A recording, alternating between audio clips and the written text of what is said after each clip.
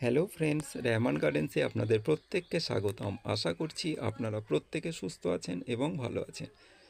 আজকে আমি আপনাদের সঙ্গে যেটা শেয়ার করতে চলেছি সেটা হচ্ছে সাদা জাম গাছের কিভাবে ফুল থেকে এবার ফলের দিকে পরিণত হচ্ছে সেটা আমি আপনাদের সঙ্গে শেয়ার করতে চলেছি। দেখুন, আপনারা যদি বাড়িতে এখনও সাদা জামের গাছ না লাগিয়ে থাকেন তাহলে অবশ্যই একটা সাদা জামের গাছ লাগান।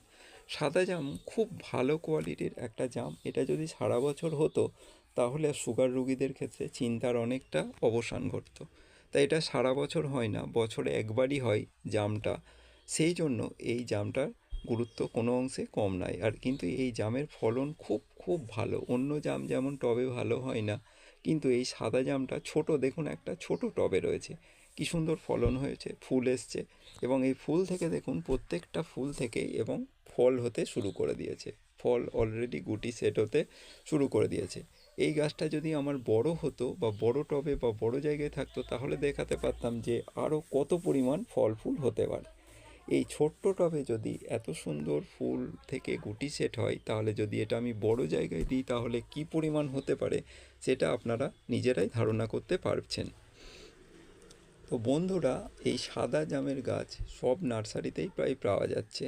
তবে বিশ্বস্ত প্রতিষ্ঠান বা বিশ্বস্ত নার্সারি থেকে গাছ কেনা ভালো। সেখানে 2 পয়সা যদি বেশি লাগে তবু লাগুক, কিন্তু সেখান থেকে আপনি সঠিক জাতটা পাবেন। আর বিশ্বস্ত নার্সারিদের আরেকটা গুণ হচ্ছে যে ওরা ফল ফুল হওয়ার পর তারপরই ওই গাছের কলম করা শুরু করে। আর যদি সেই জাতটা ভালো না হয় তাহলে আপনাকে সাজেস্ট করবে যে এই গাছটা আপনি নেবেন না, এর জাত ভালো নয়। এটা হচ্ছে বিশ্বস্ত নার্সারির বেশ কিছু গুণ। তা এর আগে আমি বিশ্বস্ত নার্সারি থেকে গাছ না কিনে ঠকেছি, সেই জন্য আপনাদের এটা আমি অনুরোধ করলাম যে বিশ্বস্ত নার্সারি থেকে গাছ কেনার চেষ্টা করবেন। বন্ধুদের আমি সব সময় বলি যে গাছকে খাবার, মানে পর্যাপ্ত খাবার বলতে যে খুব বেশি খাবার টবে দেবেন সেটা করবেন না। বেশি খাবার যদি আপনি টবে দেন তাহলে কিন্তু গাছের ফলন, ফুল এগুলো সব বন্ধ হয়ে যাবে। অনেক সময় ফুল আসলেও ঝরে যাবে, এই সব হয়ে থাকে। তা বন্ধুদের, টবে যখন গাছ থাকবে বা ড্রামে যখন গাছ থাকবে তখন আপনারা বেশ কিছু জিনিস খেয়াল করে চলবেন, না হলে কিন্তু আপনাদের গাছটা হবে, ফল কিন্তু পাবেন না। প্রত্যেকের প্রতি আমার অনুরোধ, এই সাদা জামের গাছটা আপনারা অবশ্যই বসান আর গোড়াটা খুঁড়ে মাঝে মাঝে মাছ মাংস ধোয়া জল দেবেন। দেখবেন আপনার কেমন গাছের ফলন হয়। আর রাসায়নিক সার যতটা পারবেন কম ব্যবহার করবেন, কারণ এগুলো আপনি নিজে খাবেন, নিজের শখের জন্য করেছেন। এবার না হলে পরের বার হবে এই আশা রাখবেন।